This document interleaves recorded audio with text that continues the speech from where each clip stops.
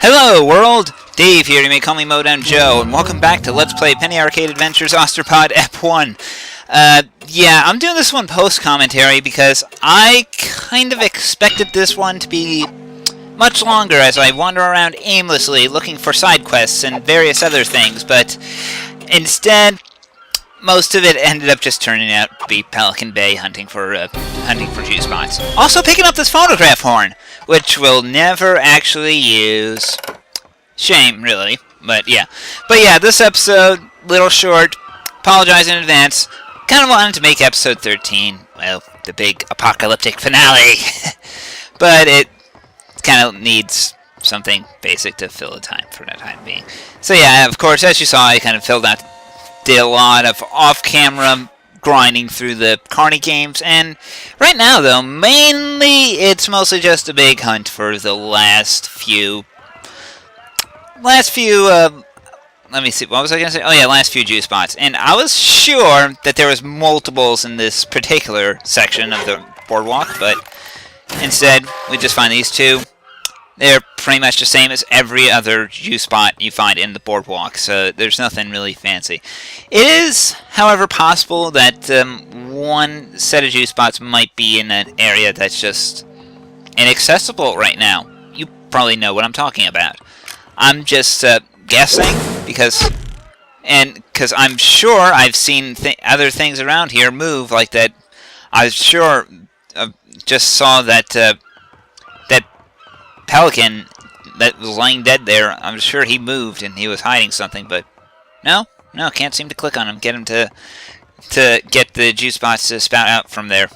At least as far as I'm aware. If there is, well, you'll find out at the beginning of the next episode. That one will be live commentary, just because, well, because I just felt, just because. But yeah, so far, not much to do. There are still quite a few juice spots that we've missed around here, and we will find most all of them. They'll be under mostly very inconspicuous things, to be honest. You probably wouldn't even notice half of them on your first run through. Hell, I certainly didn't, and I was lucky to find all of the ones that I did. They do seem to like to hide in birds. Also, off camera, I ended up finding like the last three parts that were in Hobo Alley, which were where we found all the other loose parts. I just wasn't looking hard enough. I can be very embarrassing. It can be very embarrassing sometimes. Oh well. Anyway, nothing I gotta say I do not understand why at all I was not able to find what that monkey keycard is for. I remember very vividly something in Hobo Alley that lets you stamp the meat with an approved stamp, and then you could give it to the guy running the soup kitchen, and he'll give you stuff of some sort.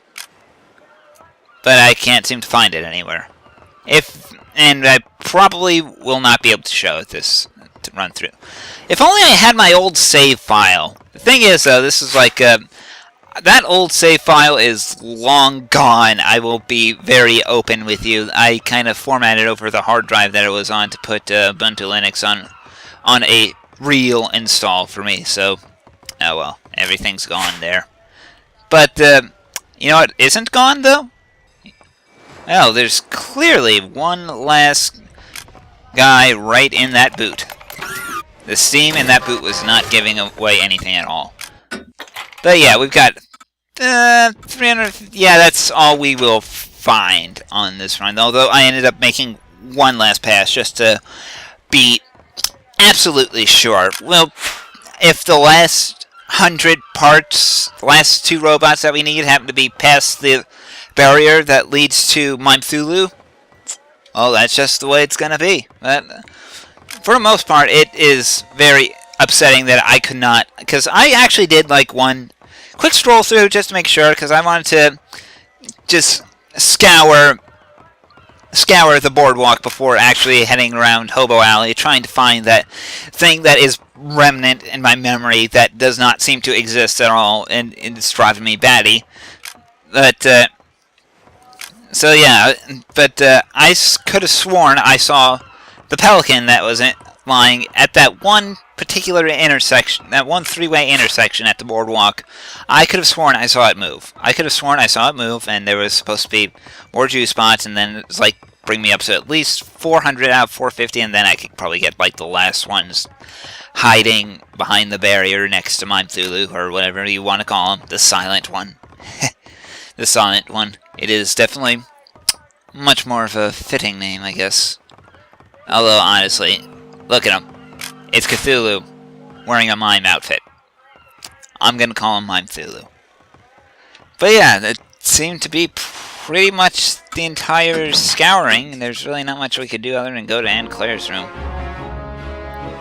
And get one of the two upgrades that we can get. Yeah, as well as some Torpor oil. Be useful against the final fight. Hey, Atten.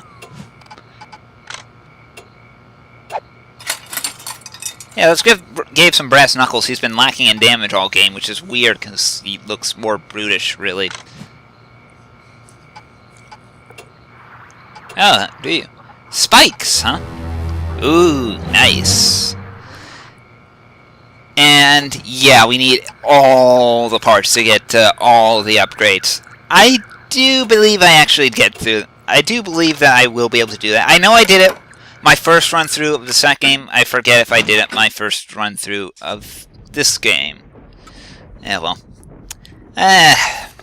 Guess that does it for this episode. Short one, but let's take a look around the office. Remember that skull skull named Jim for future episodes. Well, not here. Future episodes as in future episodes of the game series, not future episodes of this Let's Play. But you get what I'm saying. But yeah, that's it for this episode. There's really not much more I can say, so until next time, everyone, I'm Dave. Remember, things are always hiding right underneath your nose, and sometimes it'll just aggravate you to no end. Take care, everybody.